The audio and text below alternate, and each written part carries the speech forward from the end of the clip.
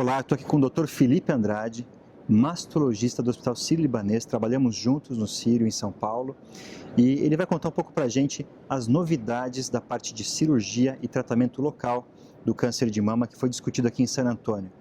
Felipe, hoje de manhã teve um debate até engraçado, né? Porque é um colega do Reino Unido e um americano debatendo a questão de cirurgia, mastectomia versus cirurgia conservadora seguida de radioterapia. Qual venceu? Sim. Qual foi sua visão dessa discussão como médico brasileiro aí entre esses dois anglicanos? Sim.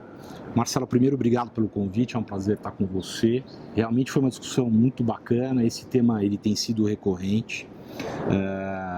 O primeiro, o Marx falou sobre, defendeu a radioterapia, a cirurgia conservadora, colocando todos os gráficos, desde os primeiros estudos que falavam sobre a cirurgia conservadora e radioterapia, até os achados novos e as super técnicas de radioterapia, excluindo o coração, excluindo o pulmão, raios tangentes, quer dizer, tudo isso trazendo uma qualidade absurda, né? E na sequência, o Alastair, que é cirurgião e está aqui nos Estados Unidos, na Baylor, ele é meu amigo, inclusive, ele falou sobre a mastectomia e defendeu, obviamente, a ausência dos efeitos colaterais da radioterapia, né, e tudo que as técnicas de reconstrução permitem em termos de qualidade de cirurgia. Foi uma discussão muito bacana e no final, Marcelo, assim, a conclusão do debate, ela foi assim, eu preciso conversar com a minha paciente, ela precisa entender quais são os efeitos colaterais de cada tipo de terapia, o que pode acontecer, discutir com ela e deixar ela também opinar, obviamente, nesse cenário e encontrar a melhor opção. Tem espaço para as duas técnicas que são muito equivalentes. E o que eu achei interessante é exatamente isso. Eles os dois colocaram e a gente coloca sempre a paciente no centro. Perfeito. Não existe Perfeito. melhor técnica. E não é incomum, e você vê muito mais do que o paciente chega para você, olha, a cirurgia é essa, dá para fazer uma cirurgia parcial? Ela fala, não, tira tudo. Perfeito. Isso é muito comum, né? E às vezes ela passa com um oncologista e pergunta a mesma coisa, ela faz uma segunda opinião, sim, né? Sim, sim. A gente como não cirurgião fala, olha, conversa com o Felipe. Sim. Mas esse ponto é sempre colocado. Por mais que a cirurgia conservadora tenha crescido, a preocupação da mulher em recidiva local, em novo segundo primário e até com a radioterapia não é incomum, é frequente.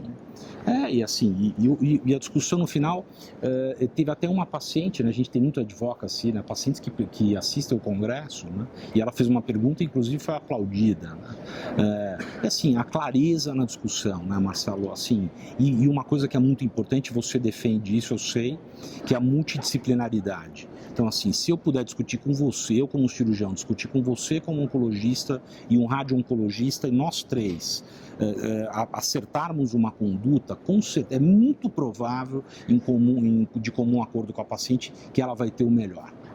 E um outro tema importante também hoje foi a questão da terapia hormonal Perfeito. nas pacientes na menopausa, né? Essa é uma discussão grande, sempre surgem estudos. Sim. Nós temos essa coorte grande, né, o Women's Health Initiative, com mais de 58 mil mulheres acompanhadas. Um grupo fez terapia de reposição hormonal, o outro grupo não fez. E hoje a gente teve mais novidades sobre isso, né? Qual que foi a sua take-home message dessa apresentação? Marcelo, assim, eu tenho muito, de uma forma cronológica, muito claro o WHI que aconteceu no meu período de residência, foi entre 92 e 95, onde foi feita a publicação. Então, basicamente, assim, é um estudo, é uma corte muito grande, né? E o Rowan Sheblovsky que vem falando sobre ela, o que ele mostra é que o estrogênio conjugado é um estrogênio muito específico para a terapia de reposição hormonal que hoje a gente não usa tanto.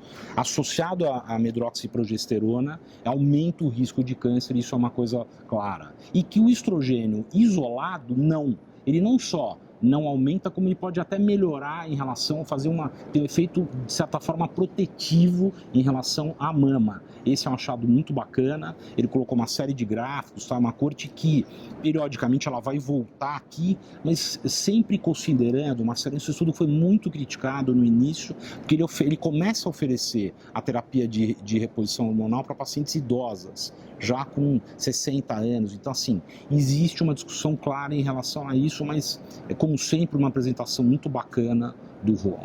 Eu acho que também, pensando nas pacientes, não é incomum preocupação, né? Ainda mais você como mastologista, ginecologista que acompanha pacientes sem câncer de mama, a qualidade de vida quando entra na menopausa, né? Os sintomas relacionados à menopausa que muitas vezes reduzem a qualidade de vida, pioram muito a fogacho, secura vaginal, irritabilidade, isso tudo incomoda a mulher e pode incomodar por anos e décadas, né? E a gente tinha muita preocupação ainda de, poxa, será que eu estou dando risco? E os estudos têm mostrado que não, aquela para a mulher ideal, com os sintomas que estão incomodando e que pode ser bem acompanhada, fazer terapia anticoncepcional por um tempo adequado, sim. Faz bem. Faz bem, né? Faz bem. 5 anos, a gente pensa que entre 5 a 8 anos é um período bacana. E aí, Marcelo, eu até devolvo para você uma coisa muito bacana, que já é bem da tua área, que é a história da adjuvância estendida, né? Assim, ontem foi apresentado, né? Assim, basicamente que a adjuvância estendida, ela vai melhorar todos os desfechos locais, né? O DFS, FS e tal.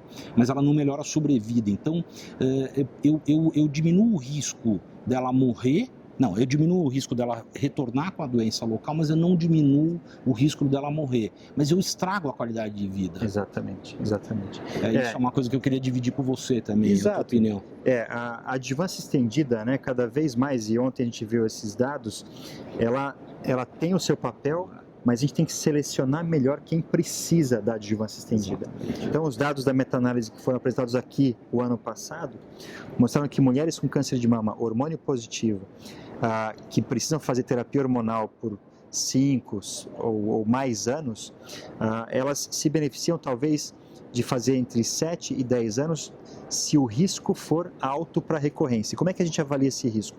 Principalmente pela questão do linfonodo axilar positivo. Pacientes com linfonodo axilar positivo têm um maior benefício dessa adjuvância hormonal estendida. Linfonodo negativo, tumor pequeno, discutir bem prós e contras, talvez não precise estender tanto a hormonioterapia adjuvante. Essa foi a mensagem tanto de San Antônio em 2018 e agora 2019 com esses novos dados. Felipe, obrigado. Obrigado, Marcelo.